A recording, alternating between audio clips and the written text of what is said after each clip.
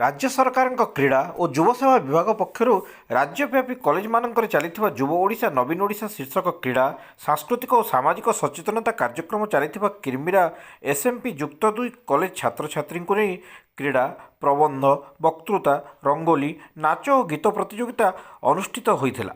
उद्यापनी उत्सव में कॉलेज अध्यक्ष अरुण कुमार कुम्हार सभापतित्व में कार्यक्रम में मुख्य अतिथि ब्लॉक अध्यक्ष कृष्णप्रिया साहू पूर्वतन ब्लॉक अध्यक्ष तेजराज साहू जिला परिषद सभ्य रीता बाग सरपंच संतोषिनी पटेल वरिष्ठ नागरिक बुंदे धुरुआ सुरेंद्रनाथ पुजारी सम्मानित अतिथि किरमिरा डिग्री कॉलेज अध्यक्ष अशोक कुमार दास मुख्य वक्ता भाव में जोगदे नुआ और कार्यक्रम महत्व विषय उद्बोधन दी कृति छात्र छात्री मानू पुरस्कृत करते। यह अवसर में छात्र छात्री द्वारा रंगारंग कार्यक्रम